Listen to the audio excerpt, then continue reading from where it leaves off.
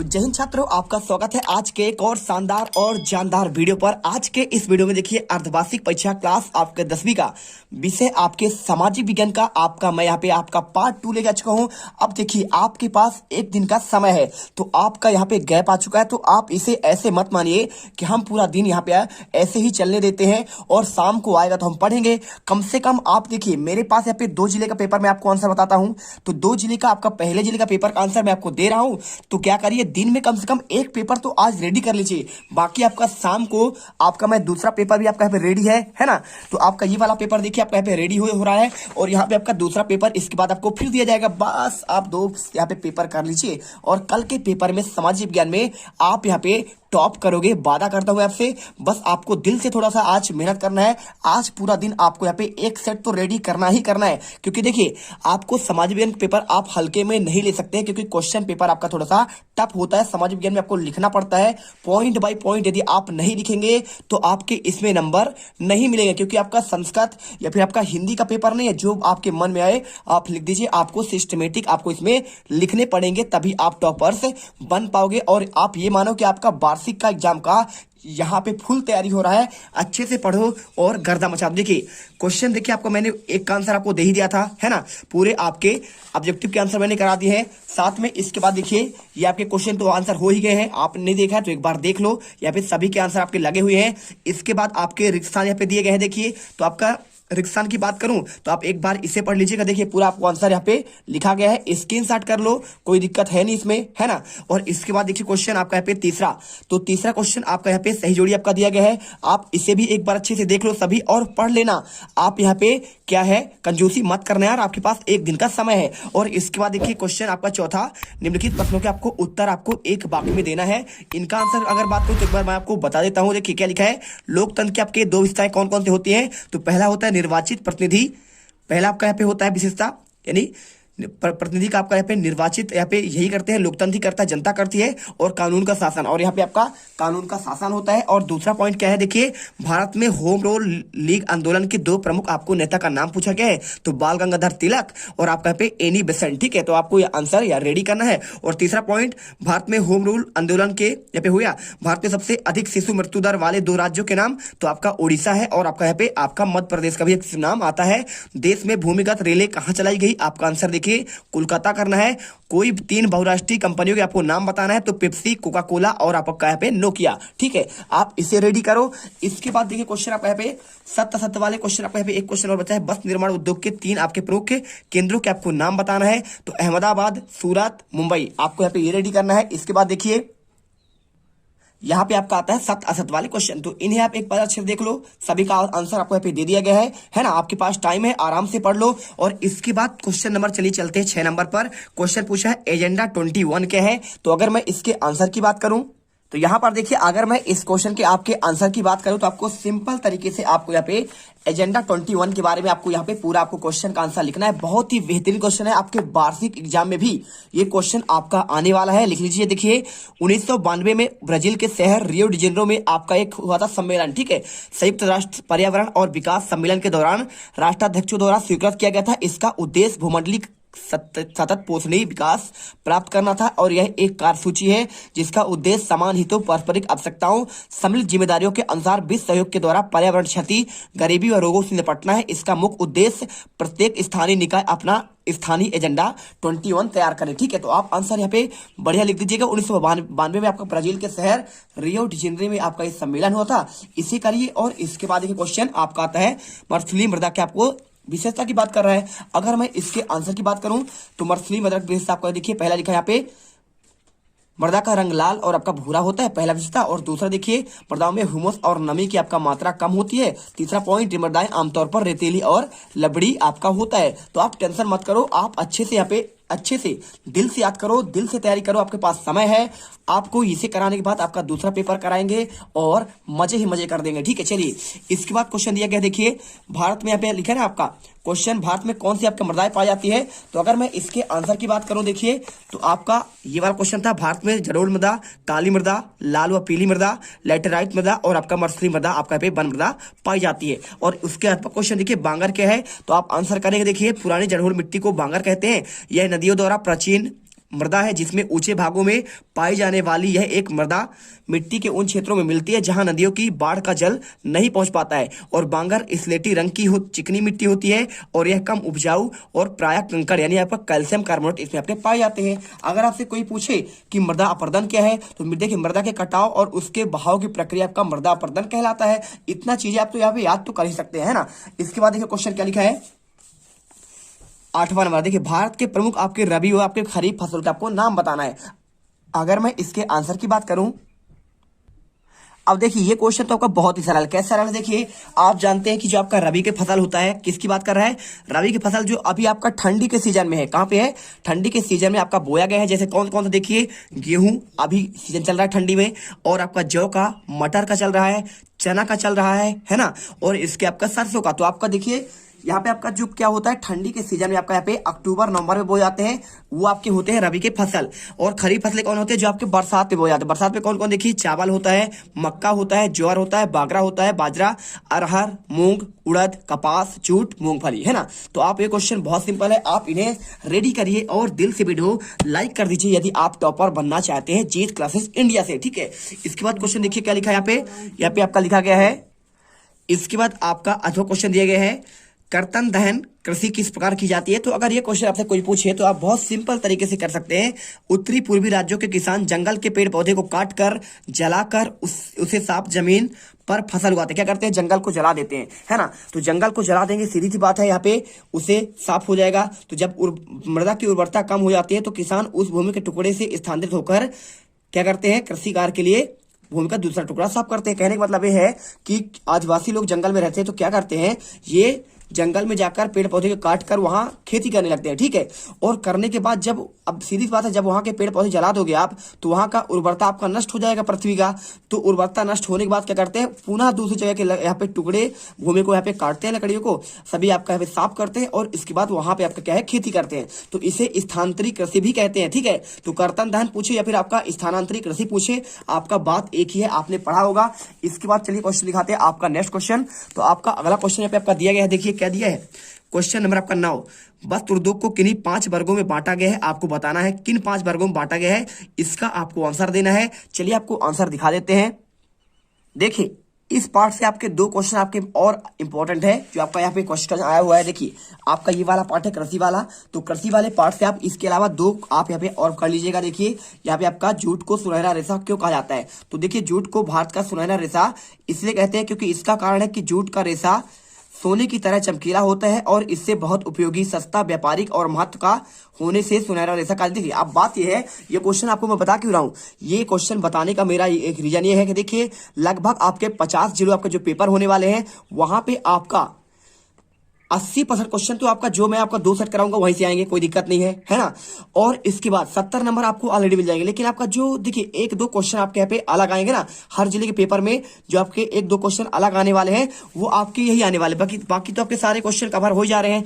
आपको ये क्वेश्चन आपका जो बचेगा तो एक ये क्वेश्चन कुछ जिलों में आपका नया आ सकता है, तो आप इसे पढ़ लेंगे तो क्या है, आप एक बार देख लीजिए क्या लिखा है। सुनहरा आपका रेशा की बात कर रहा है, जूट को कहते हैं। और नगद और व्यापारिक फसलों में आपका आशय क्या है, तो नगद यानी क्या होता है आपका, जिससे नगद आपका धन प्राप्त होता है। जैसे आप गन्ना बेचेंगे तुरंत पैसा मिलता है, और इसके साथ तंबाकू बेचेंगे, काफी बेचेंगे, तिलहन बेचेंगे, तो आपका ये देखिए सब लिखा है, सोयाबीन, गन्ना, तंबाकू, रबर, कपास, चाय, कॉफी, तिलहन, तो आपके कहलाते हैं नगद या फिर आपका व्यापारिक फसलें कहलाती है। बस आपको इतना सा पढ़ लेना है, बाकी आपका यहाँ पे सभी बता ही दिया गया है। इसके बाद देखिए क्वेश्चन आपका आता है यहाँ पे, आपका ये वाला क्वेश्चन आपका 9 नंबर, बस उद्योग को किन्हीं 5 वर्गों में बांटा गया है, आपको उसका आंसर देना है। तो यहाँ पर देखिए आपको आंसर मिल जाएगा।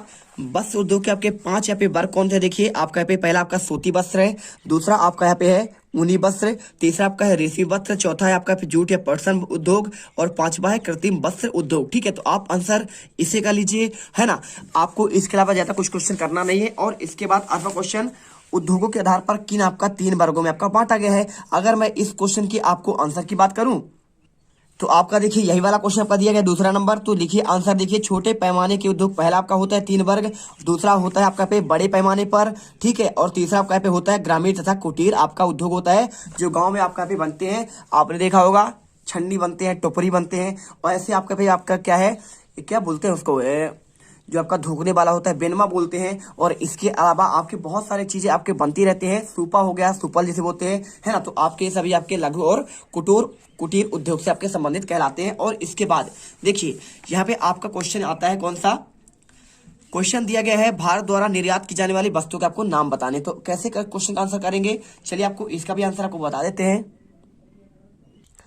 तो देखिए आपका आंसर आपको यह मिल जाएगा, भारत द्वारा निर्यात की जाने वाली वस्तुओं में जूट के सामान, चाय, मैग्नीज, लोहा, तंबाकू, रत्न, मुजवरा, तो आपका रसायन आदि है। निर्यात यानी क्या होता है, देखिए आयात यानी मंगाना होता है और निर्यात यानी आपका भेजना होता है। तो आपको आंसर यहाँ पे आपका ये मिल गया है ना। अब इसके बाद क्वेश्चन की अगर मैं आंसर की बात करूं अथवा वाला, तो दक्षिण गलियारा और पूर्व पश्चिम गलियारा कहां से कहां तक जाता है। तो कोई आपका यह क्वेश्चन पूछे तो आप यहाँ पे लिख दीजिएगा उत्तर दक्षिण गलियारा जो श्रीनगर से कन्याकुमारी को जोड़ता है, और आपका पूर्व से पश्चिम गलियारा जो आपका यहाँ पे कहां से जोड़ता है, देखिए सिलचर असम आपका जो पूर्व में है, और पश्चिम में आपका यहाँ पे पोरबंदर गुजरात में आपका यहाँ पे इसे जोड़ता है। और देखिए यहाँ पे उत्तर में आप जानते हैं श्रीनगर है, और दक्षिण में आपका यहाँ पे तमिलनाडु में कन्याकुमारी आता है, ठीक है। यहाँ पे आपका केरल में आता है कन्याकुमारी। तो आपको यहाँ पे जोड़ता है दक्षिण उत्तर दक्षिण गलियारा और आपका पूर्व पश्चिम गलियारा, ठीक है। चलिए अब इसके बाद क्वेश्चन आपका दिया गया, देखिए यहाँ पे प्रधानमंत्री ग्रामीण सड़क परियोजना आपका क्या है। अगर आपका कोई क्वेश्चन पूछे तो आपको यहाँ पे इसका आंसर की बात करूं तो आपको यहाँ पे 6 नंबर क्वेश्चन देखिए, प्रधानमंत्री ग्रामीण सड़क योजना परियोजना के तहत देश के प्रत्येक गांव को 12 शहरी पहुंच मार्ग से आपका जोड़ना है। तो आप इसका आंसर ये कर लीजिएगा और अच्छे से यहाँ पे कॉपी पर लिखकर आंसर याद करिए। जितना लिखेंगे आपका उतना अच्छा यहाँ पे क्या होगा, आपका यहाँ पे प्रैक्टिस होगा। चलिए अब इसके बाद क्वेश्चन आता है आपका 12वां। तो अगर 12वां क्वेश्चन का आपको आंसर की बात करूं तो क्वेश्चन आपका 12वां देखिए आपको ये मिल जाएगा, गुमास्ता। देखिए यहाँ पर लिखा है अथवा वाला, जनसंचार के प्रमुख साधन कौन कौन से हैं। तो अगर मैं आपका इसका आंसर की बात करूं जनसंचार के आपके प्रमुख आपके साधन, तो आपको इसका भी आंसर आपको ये मिल जाएगा। देखिए क्वेश्चन क्या लिखा है यहाँ पे, साधन यानी क्या होता है, जनसंचार यानी आदान प्रदान करने के लिए आपको जो भी देखते हैं। तो रेडियो है, रेडियो, दूरदर्शन है, डाक है, इंटरनेट है, चलचित्र है, समाचार पत्र है, पत्रिकाएं हैं, टेलीफोन है, मोबाइल है, फोन और आदि आपके प्रमुख यहाँ पे संसाधन है, ठीक है। तो आप पहले इसे करिए। अब इसके बाद आपका क्वेश्चन यहाँ पे आ जाएगा, कौन सा अगला क्वेश्चन देखिए। क्वेश्चन आपका यहाँ पे हो गया ना, क्वेश्चन 11वां। तो 11वां आपकी इसके बाद आता है आपका 12वां क्वेश्चन। तो लिखा है गुमास्ता कौन थे, आपको इसका भी आंसर आपको देना पड़ेगा, है ना। तो चलिए आपको गुमास्ता के भी आंसर आपको देते हैं। हर एक क्वेश्चन को आपको आंसर हम दे देंगे, बस आप यहाँ पे ध्यान से देखते जाइए और एक एक क्वेश्चन आप अच्छे से पढ़िएगा भाई, दिल से पढ़ो। आज के बाद आपके पास टाइम है और यदि आप इनको पढ़ लेते हैं तो आपके एक भी नंबर कटने वाले नहीं है, ठीक है। तो देखिए अगर मैं गुमास्ता की बात करूं तो आपको आंसर ये भी मैं आपको मिल जाएगा। देखिए क्वेश्चन और आंसर, तो देखिए अगर मैं इसके आंसर की बात करूं, लिखना है आपको यहाँ पे, ईस्ट इंडिया कंपनी द्वारा नियुक्त एक वेतन भोगी कर्मचारी जो बुनकरों पर निगरानी रखने, माल इकट्ठा करने और कपड़ों की गुणवत्ता की जांच करने के लिए तैनात किया जाता था, उसे कहते हैं गुमास्ता। क्या था, ऐसे कर्मचारी थे वो लोग जो आपका जो बुनकर होते हैं ना, उनकी निगरानी करते थे, और निगरानी करने के साथ साथ यहाँ पे आपका माल का इकट्ठा करना और कपड़ों की गुणवत्ता की जांच किया करते थे। और इसके बाद क्वेश्चन दिया गया, देखिए आपको इसमें स्पिनिंग आपका जेनी क्या है। अगर ये क्वेश्चन का आंसर अगर पूछे तो लिख दीजिए, देखिए आपको यहाँ पे आंसर होगा, यहाँ पे आपको ये लिखना पड़ेगा। चलिए अब आपका आंसर की बात करें, आपको लिखना है जेम्स, देखिए जेम्स हरग्रिव्ज द्वारा 1764 ईस्वी में बनाई गई एक कताई की मशीन थी। क्या था, स्पिनिंग जेनी था आपका एक कताई का आपका मशीन। किसके द्वारा बनाया गया, जेम्स हरग्रिव्ज के द्वारा। इस मशीन के द्वारा पहिया घुमाने वाला एक मजदूर बहुत सारी तकलियां को घुमा देता था और एक साथ आपके कई धागे बनने लगते थे। आपको आंसर करना है। और इसके बाद क्वेश्चन दिया गया, देखिए पांडुलिपियां क्या है, इनका आपका प्रसार सीमित आपका क्यों था। अगर मैं इसके आंसर की बात करूं तो आपका इसका भी आंसर आपको मिल जाएगा, टेंशन मत लीजिए। इसके साथ देखिए पहले यहाँ पे प्राच्य शब्द का आपका अर्थ पूछा गया है। तो अगर मैं इसके आंसर की बात करूं तो आपको आंसर ये मिल जाएगा, भूमध्य सागर के पूर्व में स्थित देश को प्राच्य कहा जाता है।